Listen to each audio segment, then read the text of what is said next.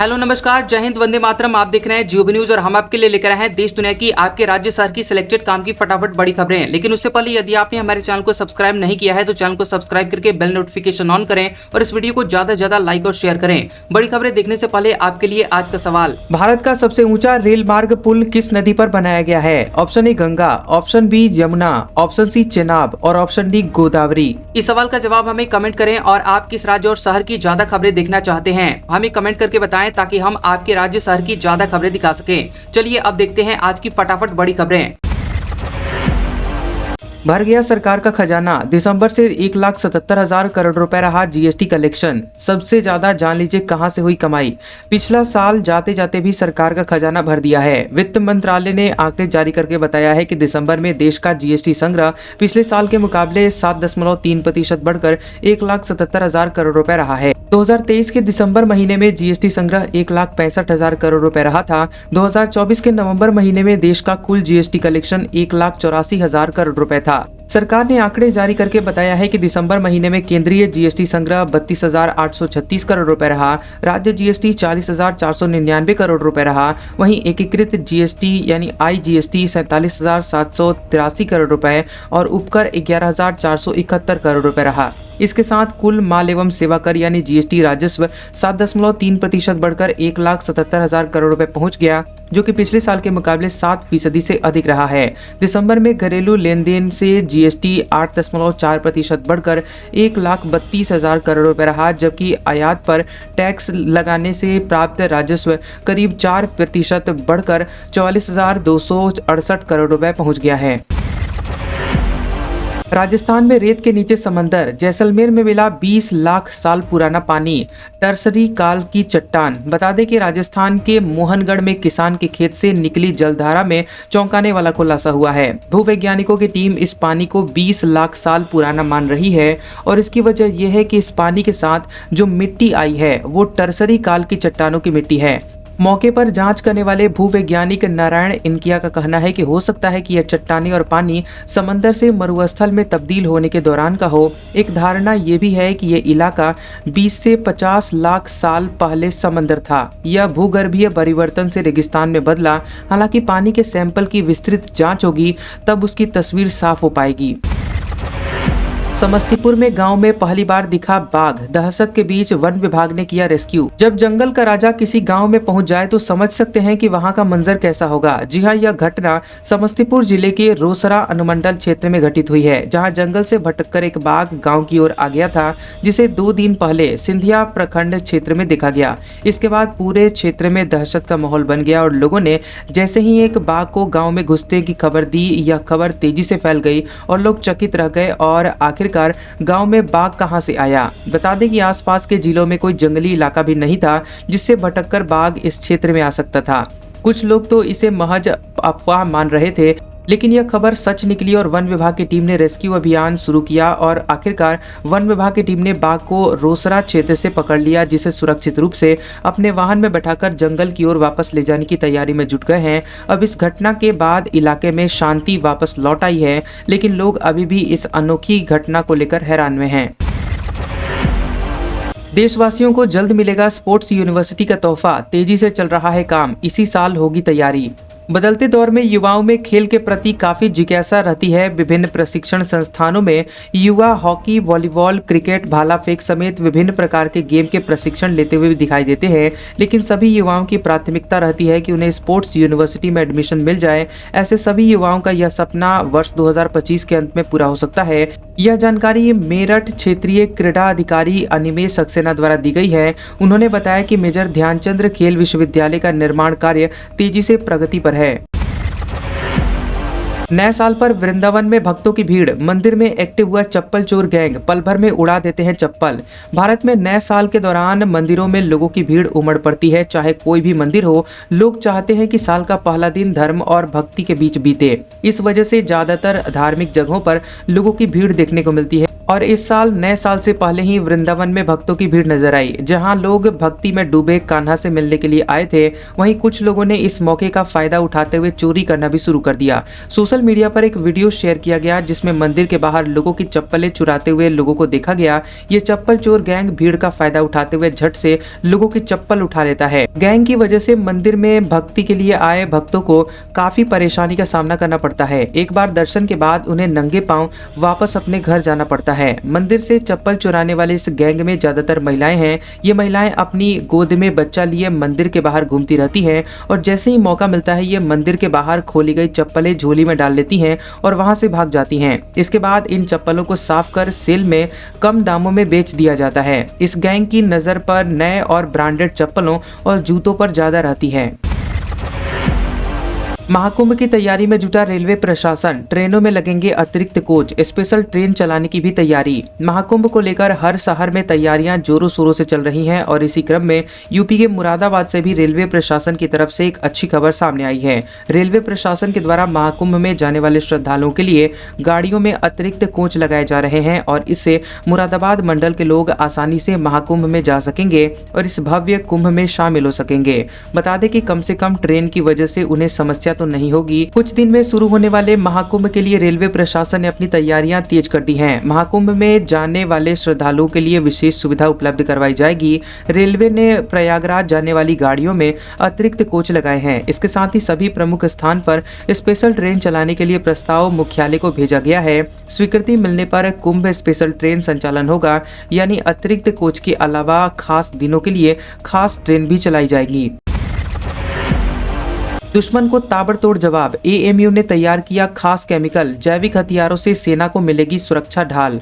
अलीगढ़ मुस्लिम विश्वविद्यालय ने एक महत्वपूर्ण उपलब्धि हासिल करते हुए जैविक हथियारों से सुरक्षा के लिए मॉफ यानी मेटल ऑर्गेनिक फ्रेमवर्क तैयार किया है। यह मॉफ भारतीय सेना को दुश्मनों के जैविक और रासायनिक हथियारों से बचाने में मदद करेगा।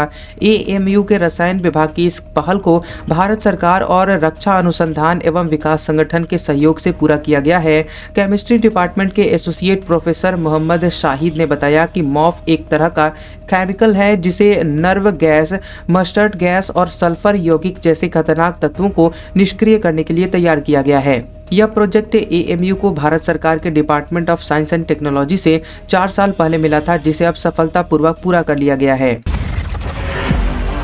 मेरठ मेडिकल कॉलेज में मिलेगी डायलिसिस और काले पीलिया के इलाज की सुविधा, किया जा रहा है खास इंतजाम। पश्चिमी उत्तर प्रदेश के मेरठ समेत आसपास के अन्य जिलों के लोग इलाज के लिए लाला लाजपत राय मेडिकल कॉलेज पहुंचते हैं और यहां के इमरजेंसी विभाग में अभी तक सीटी स्कैन समेत अन्य सुविधाएं नहीं थी। अब ऐसे सभी मरीजों को बेहतर ट्रीटमेंट उपलब्ध कराने के लिए सीटी स्कैन, एंजियोग्राफी समेत अन्य प्रकार की सुविधा इमरजेंसी विभाग में ही उपलब्ध कराई जाएगी। यह जानकारी मेडिकल कॉलेज के प्रिंसिपल डॉक्टर आरसी गुप्ता द्वारा दी गई है। डॉक्टर आरसी गुप्ता ने बताया कि मेरठ मेडिकल कॉलेज में अभी तक हेपेटाइटिस सी से संक्रमित मरीजों को ट्रीटमेंट उपलब्ध कराया जा रहा था, लेकिन नए साल में यहां पर हेपेटाइटिस बी का ट्रीटमेंट भी शुरू हो गया है। इसके साथ ही हेपेटाइटिस से संक्रमित महिला और बच्चे के संक्रमण बचाव के लिए इम्यूनोग्लोबुलिन वैक्सीन फ्री में ही लगाई जाएगी।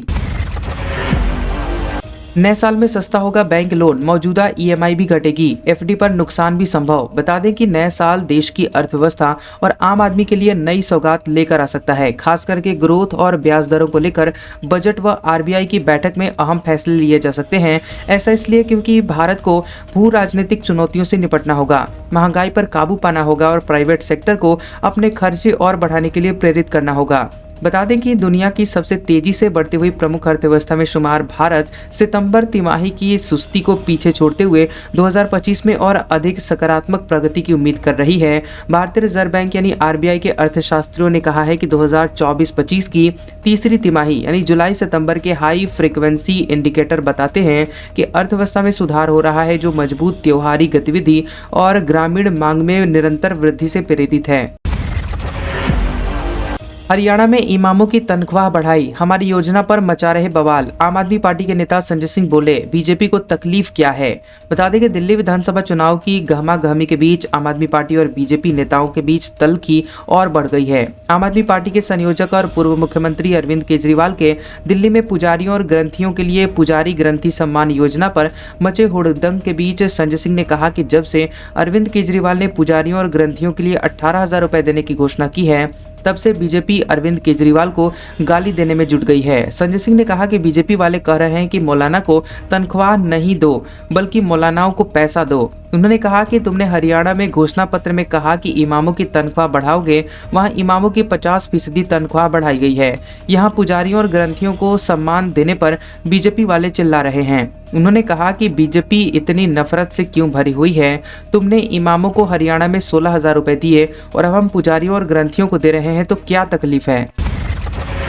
मुंबई हमले के मास्टरमाइंड तहव्वुर राणा को भारत लाने का रास्ता हुआ साफ, अमेरिकी कोर्ट ने आखिरी रोड़ा भी हटाया। बता दें कि मुंबई हमले के मास्टरमाइंड माने जाने वाले पाकिस्तानी मूल के कनाडाई आतंकवादी तहव्वुर राणा को अमेरिका से जल्द ही भारत लाया जा सकता है। मुंबई पर 26/11 हमले की साजिश में शामिल तहव्वुर राणा के प्रत्यर्पण के लिए अमेरिका की एक कोर्ट ने हरी झंडी दे दी है। अमेरिका के कोर्ट के ऑर्डर के मुताबिक यहां तहव्वुर राणा के भारत प्रत्यर्पण के रास्ते का आखिरी रोड़ा भी साफ हो गया है और अब तहव्वुर राणा को भारत लाने की तैयारियां शुरू हो सकती हैं। देखा जाए तो तहव्वुर राणा के मामले में अमेरिका कोर्ट में भारत की ये बड़ी जीत है। मुंबई वालों ने गदर काट दिया, नए साल के जश्न में इस कदर मदमस्त हुए कि सब कुछ भुला बैठे, चुकानी पड़ी बड़ी कीमत। देश की आर्थिक राजधानी मुंबई में लोग नए साल के जश्न में डूबे हुए हैं। 31 दिसंबर की रात से नए साल का स्वागत करने का जो सिलसिला शुरू हुआ वह अभी भी चल रहा है। लोग परिवार और दोस्तों के साथ महानगर के पॉपुलर डेस्टिनेशन या फिर अपने घरों में नए साल का वेलकम कर रहे हैं। मुंबई पुलिस ने किसी भी तरह की अप्रिय घटना को टालने के लिए नए साल की पूर्व संध्या पर सुरक्षा के पुख्ता इंतजाम किए थे।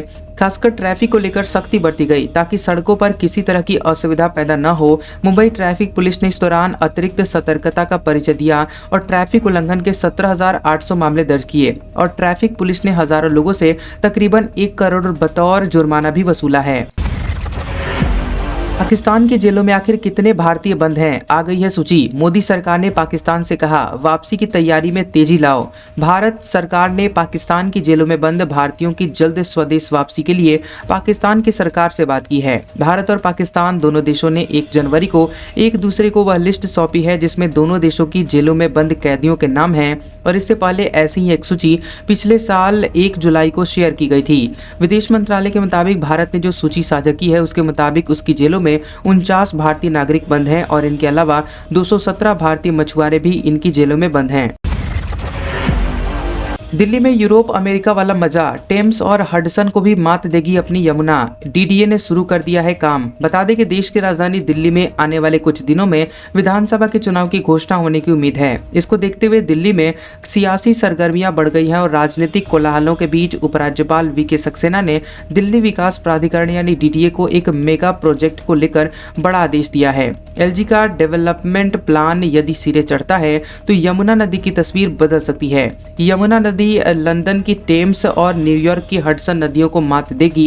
इसके साथ ही यह प्रोजेक्ट पॉल्यूशन फ्री या नेट जीरो कार्बन ट्रांसपोर्टेशन के लिए भी एक मिसाल साबित हो सकता है। यमुना के दोनों किनारों को रोपवे या केबल वे से कनेक्ट करने की प्लानिंग है। अमेरिका में बड़ा आतंकवादी हमला, न्यू ईयर मना रहे लोगों पर चढ़ाई कार, 12 लोगों की गई जान। अमेरिका में न्यू ऑरलियंस कैनाल और बारबन स्ट्रीट पर एक कार के भीड़ में घुसने से 12 लोगों की जान चली गई और 30 लोग घायल हो गए। यह हादसा शहर की आपातकालीन तैयारी एजेंसी नोडा रेडी ने दी है। बता दें कि न्यू ऑरलियंस पुलिस ने पहले कहा था कि वह बड़े पैमाने पर लोगों के हताहत होने जैसी घटना जैसी स्थिति से निपट रही है। नोला रेडी ने लोगों को क्षेत्र से दूर रहने की सलाह दी है। सीएनएन की रिपोर्ट के मुताबिक न्यू ऑरलियंस की मेयर लाटोया कैंट्रेल ने नए साल के पहले दिन हुए हमले के बारे में प्रारंभिक जानकारी जारी की है जिसमें 12 लोग मारे गए हैं। दिल्ली चुनाव में आखिर कितने पाकिस्तानी दे सकते हैं वोट, सरकार ने लगाई यह गुहार। जान लीजिए कहां फंसा है पेच और पूरा होगा क्या इनका ख्वाब। देश की राजधानी दिल्ली में किसी भी दिन विधानसभा के चुनाव की घोषणा हो सकती है। चुनाव आयोग की तरफ से इसकी तैयारियां चल रही हैं। दूसरी तरफ राजनीतिक दलों ने भी अपने स्तर से चुनाव की तैयारियां शुरू कर दी हैं। चुनाव प्रचार के साथ ही चुनावी घोषणाएं भी की जा रही हैं और दिल्ली में चुनावी मैदान में सत्तारूढ़ आम आदमी पार्टी के साथ ही बीजेपी और कांग्रेस मुख्य राजनीतिक दल के तौर पर डटे हुए हैं। इन सब के बीच एक और बड़ा अपडेट सामने आया है। पाकिस्तान में अत्याचार से छुटकारा पाने के लिए भारत पहुंचे दर्जनों पाकिस्तानी हिंदू शरणार्थियों ने भारत सरकार से बड़ी मांग की है। यदि उनकी डिमांड पूरी हो जाती है तो इस बार के विधानसभा के चुनाव में वे वोट कर सकेंगे और इसके साथ ही लोकतंत्र के उत्सव में हिस्सा ले सकते हैं। बता दें कि इन पाकिस्तान से आए हिंदू शरणार्थियों को भारत की नागरिकता दी गई है। दरअसल पाकिस्तान से आए हिंदुओं ने सरकार से गुजारिश की है कि उनकी इलेक्शन कार्ड या वोटर आईडी कार्ड जल्द से जल्द बनाया जाए, जिससे कि वे सभी दिल्ली विधानसभा के चुनाव में वोट डाल सके। पाकिस्तान से आए लगभग 300 हिंदुओं ने वोटर कार्ड के लिए आवेदन किया है। उन्हें उम्मीद है कि उनका इलेक्शन कार्ड जो है वो विधानसभा चुनाव से पहले बनकर आ जाएगा और इस बार के चुनाव में भी मतदान कर सकेंगे। भारत के खिलाफ कभी नहीं जाएंगे, बांग्लादेश के आर्मी चीफ ने कबूली हकीकत। यूनुस सुन रहे हैं ना। बता दें कि बांग्लादेश के नेता भारत से भिड़ने के सपने देख रहे हैं, लेकिन वहां के आर्मी चीफ वाकर उज जमान ने उन्हें दो टूक संदेश दे दिया है। आर्मी चीफ ने कहा है कि भारत के साथ उसका रिश्ता बेहद खास है। हम कभी भारत के खिलाफ नहीं जा सकते। बांग्लादेश में संविधान बदलने और आर्मी चीफ को हटाने की खबरों के बीच वाकर उज जमान का ये बयान बहुत महत्वपूर्ण है। भारत को महत्वपूर्ण पड़ोसी बताते हुए बांग्लादेश की सेना प्रमुख जनरल वाकर उज जमान ने कहा है कि ढाका कई मायनों में नई दिल्ली पर निर्भर है। उन्होंने कहा कि बांग्लादेश से कई लोग इलाज के लिए भारत जाते हैं और भारत से बहुत सारा सामान आयात किया जाता है। वहीं बांग्लादेश के अखबार प्रोथोम एलो को दिए गए इंटरव्यू में जनरल वाकर उज जमान ने कहा कि भारत और बांग्लादेश के बीच लेन देन का रिश्ता है। उन्होंने कहा कि ये संबंध बिना किसी भेदभाव के होने चाहिए। उन्होंने कहा कि बांग्लादेश को समानता के आधार पर अच्छे संबंध बनाए रखने होंगे। सर्दी में तड़पेंगे यूरोप के 40 देश। पुतिन को तबाह करने के लिए यूक्रेन ने चला सबसे बड़ा दांव। आफत देखकर दोस्त बन गए दुश्मन। रूस से यूरोप के 40 देश गैस खरीदते हैं और इसी गैस से वे बिजली बनाते हैं, खाना बनाते हैं। उनके यहाँ फैक्ट्रियाँ चलती हैं और यहाँ तक कि गाड़ियाँ भी उसी से चलती हैं। लेकिन अब यूक्रेन ने ऐसा ऐलान कर दिया है कि सर्दी के इन दिनों में इन देशों के लिए मुसीबत आ गई है। यूक्रेन के राष्ट्रपति व्लादिमीर ज़ेलेंस्की ने कहा है कि यूक्रेन के रास्ते यूरोपीय देशों को भेजी जा रही गैस की सप्लाई को पूरी तरह से ठप कर दिया है। हम रूस को हमारे खून से डॉलर कमाने की अनुमति नहीं देंगे। यूक्रेन के इस फैसले से यूरोपीय देशों में खलबली मची हुई है। कई देश तो आपस में ही भिड़ गए हैं और यहाँ तक कि स्लोवाकिया और पोलैंड यूक्रेन की बिजली सप्लाई बंद करने की धमकी दी है। यूरोपीय देशों ने 1991 में रूस के साथ एक समझौता किया था और इसी के तहत रूस बंदरगाहों और पाइपलाइनों के जरिए यूरोपीय देशों को गैस की सप्लाई करता था। लेकिन अब 30 साल पुरानी इस व्यवस्था का अंत हो गया है। यूक्रेन के इस फैसले से यूरोपीय देश परेशान हैं, क्योंकि यूक्रेन पर आक्रमण के बाद यूरोपीय देशों ने रूस से गैस और तेल खरीदना भले कम कर दिया हो, लेकिन स्लोवाकिया और ऑस्ट्रिया समेत कई देश अभी भी रूस की गैस पर ही निर्भर हैं और इससे रूस को हर साल लगभग 5.2 बिलियन डॉलर की कमाई होती है। आज का सुविचार, मैं श्रेष्ठ हूँ यह आत्मविश्वास है, लेकिन सिर्फ मैं ही श्रेष्ठ हूँ यह अहंकार है। कैसा लगा ये वीडियो हमें कमेंट सेक्शन में जरूर बताएं। वीडियो पसंद आया हो तो वीडियो को लाइक और शेयर करें और ऐसी इंटरेस्टिंग वीडियोस देखने के लिए हमारे चैनल जियोबी न्यूज को सब्सक्राइब करें और बेल आइकॉन को दबाएं। और हमारे ओल्ड और लेटेस्ट वीडियोस देखने के लिए हमारे प्लेलिस्ट और कम्युनिटी टैब को जरूर चेक करें। तो मिलते हैं अगले वीडियो में, तब तक के लिए आपका शुक्रिया।